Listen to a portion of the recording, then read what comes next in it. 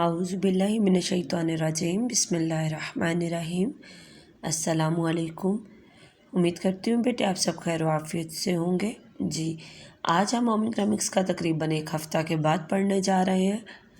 तो आज हम बेटे अपना नया सबक शुरू करने जा रहे हैं, लेकिन नया सबक शुरू करने से पहले हम देखेंगे गुज़िश्ता जो हमारा सबक ख़त्म हुआ था वो कौन सा था।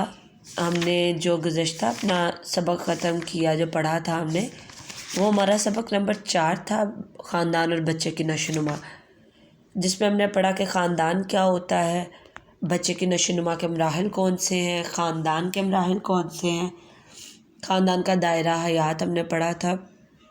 ठीक है, कि ख़ानदान किन किन मराहिल से गुज़रता है। और उसके बाद फिर हमने पढ़ा था कि बच्चे की नशोनुमा में ख़ानदान का किरदार क्या है, जो ख़ानदान या घर के बड़े हैं वो बच्चे की नशोनुमा में क्या किरदार अदा कर रहे हैं, बच्चे की ज़िम्मेदारियाँ क्या हैं, घर वालों की ज़िम्मेदारियाँ क्या है, हर फ़र्द की ज़िम्मेदारी क्या है, ये सब कुछ हमने इस सबक में पढ़ा था। ठीक है, अब इसके बाद हमारा आ रहा है सबक नंबर 5। सबक नंबर 5 जो है वो हम नहीं पढ़ेंगे, क्योंकि ये वैसा ही सबक है, ख़ानदानी ताल्लुकात, ये चौथे सबक से बहुत मिलता जुलता है, तो ये सबक हम नहीं पढ़ेंगे। इसको आप क्रॉस कर दें और फहरिस्त पर भी इसको क्रॉस कर दें। इससे अगला सबक जो है हम वो पढ़ेंगे सितंबर में। सितंबर में हमने पढ़ना है सबक नंबर 6, कपड़ों की मनसूबाबंदी। कपड़ों की मनसूबाबंदी से मुराद है, मनसूबाबंदी कहते हैं प्लानिंग को, ठीक है, तरतीब, इंतज़ाम। ठीक है, कपड़ों की मनसूबाबंदी में अब क्या कुछ आ जाता है, आज मैं सिर्फ इस चीज़ का तारुफ आपको करवाऊँगी इस सबक का।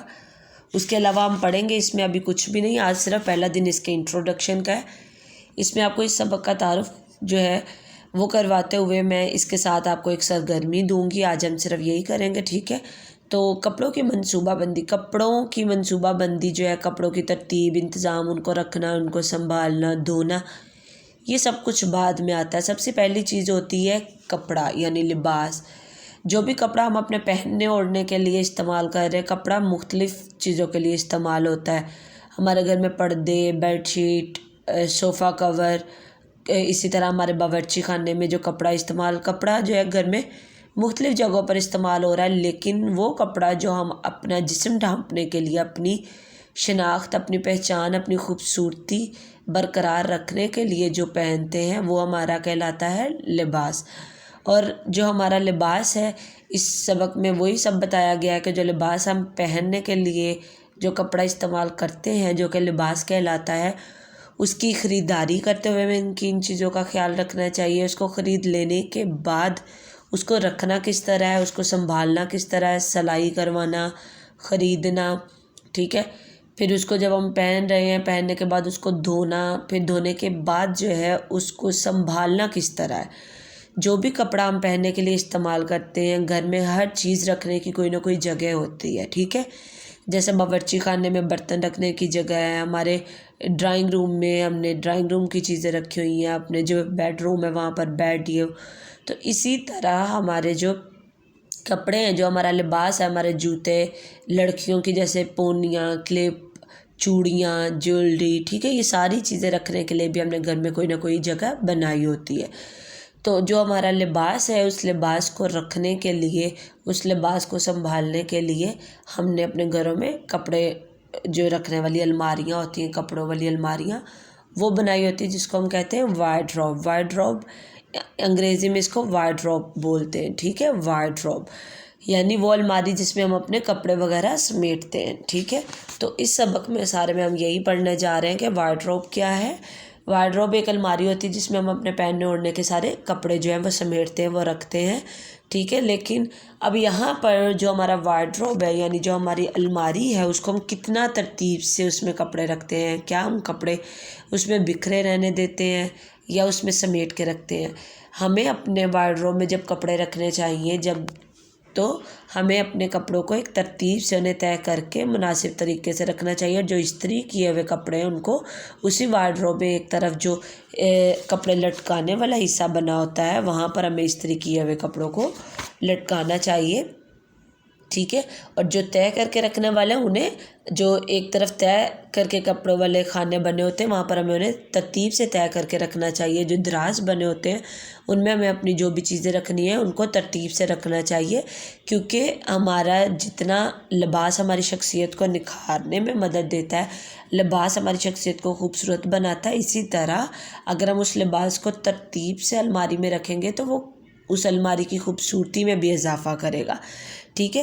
اور اسی طرح جو کپڑا ہم پہن رہے ہیں اس کپڑے کو جو خریدتے وقت ہمیں کن کن چیزوں کی اس کی جب منصوبہ بندی یعنی اس کی پلاننگ کرتے ہوئے ہمیں کن کن چیزوں کا خیال رکھنا چاہیے. جب ہم کپڑا خرید رہے ہیں تو اپنی آمدن میں سے ہم نے کپڑے کے لیے جو ایک مخصوص رقم نکال لی ہے اس بجٹ میں رہتے ہوئے ہی ہمیں اپنی خریداری کرنی چاہیے. کپڑا خریدتے ہوئے ہمیں اپنی عمر کا لحاظ رکھنا چاہیے، اپنی ضروریات کو مد نظر رکھتے ہوئے یعنی اپنے بجٹ میں رہتے ہوئے ہی اپنے لباس خریدیں. یہ نہ ہو کہ ہمارا بجٹ کم ہے اور ہمیں پسند اگر مہنگا آ گیا تو ہم مہنگا ہی سوٹ لے آئیں. ہمیں اپنے بجٹ میں رہ کر خریداری کرنی چاہیے لباس کی. لباس جو ہے وہ شخصیت کو نکھارنے میں مدد دیتا ہے، بلکہ ہماری شخصیت کا اصل آئینہ ہی ہمارا لباس ہوتا ہے. اس لیے ہمیں لباس اس طرح کا خریدنا چاہیے جو کہ ہمیں خوبصورت دکھائے. ٹھیک ہے. ایسا لباس نہ پہنے جو کہ مناسب نہ ہو. آب و ہوا کا خاص خیال رکھا جائے یعنی موسم کے لحاظ سے لباس خریدا جائے. کپڑوں کی تعداد یہ نہ ہو، کپڑوں کی تعداد کو مد نظر رکھنا یہاں پر اس لیے ضروری ہے کہ ایک یہ کہ ہمارے پاس ہماری جو وارڈروب ہے، ہماری الماری ہے، وہ کپڑوں سے بھری ہوئی ہے، لیکن اس کے باوجود ہم بس بازار جاتے ہیں اور پھر سے کپڑے لے آتے ہیں. تو میرا خیال ہے ایسا کرنا بالکل غلط ہے. پیشہ لباس خریدتے ہوئے اپنے پیشے کو لازمی مد نظر رکھیں. جیسے کچھ بچے جو ہیں وہ طالب علم جو ہیں وہ اپنے اس چیز کو ذہن میں رکھیں کہ وہ طالب علم ہے، وہ بھی اسٹوڈنٹ ہے. اسی طرح جو دفاتر میں کام کرنے والی خواتین ہیں ان کا لباس مختلف ہوتا ہے. جو اداروں میں مختلف اداروں میں جیسے اسکول، کالج، یونیورسٹی میں کام کرنے والی خواتین ہیں ان کا لباس مختلف ہوتا ہے.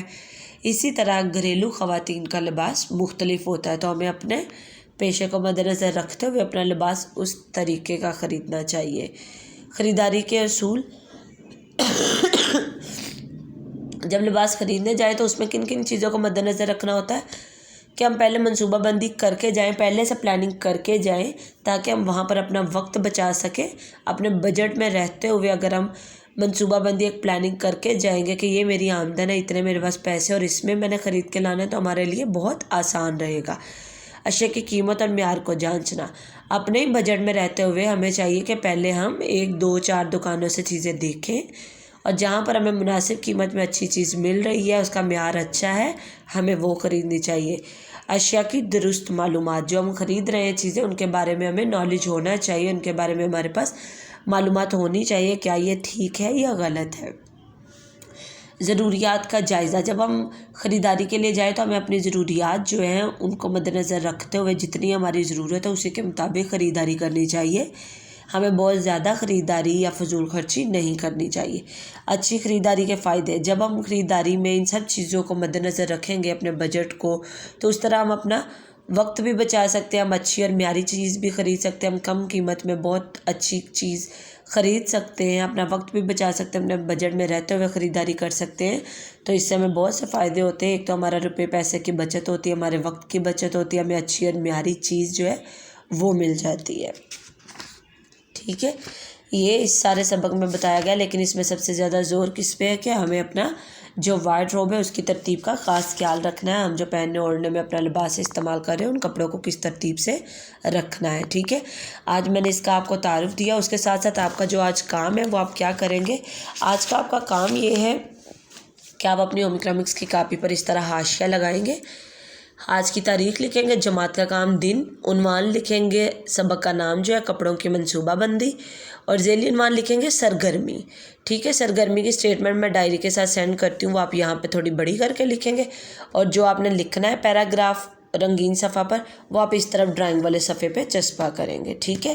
تو آپ کی سرگرمی یہ ہے کہ آپ یہ لکھیں گے کہ آپ کے گھر میں جو آپ کی وارڈروب ہے یعنی آپ کے کپڑوں کی الماری ہے اس میں آپ کپڑوں کے علاوہ اپنی کون کون سی چیزیں سمیٹتی ہیں اور اس الماری کو آپ کس طرح ترتیب دیتی ہیں. یعنی کپڑوں کے علاوہ اگر آپ اس میں اپنے جوتے، پونیاں، کلپ یہ سب چیزیں بھی رکھ رہی ہیں تو آپ کس ترتیب سے اس میں اپنی ساری چیزوں کو سمیٹتی ہیں، یہ آپ ایک مختصر سا پیراگراف لکھیں گے، یہ آپ کی سرگرمی ہے، ٹھیک ہے۔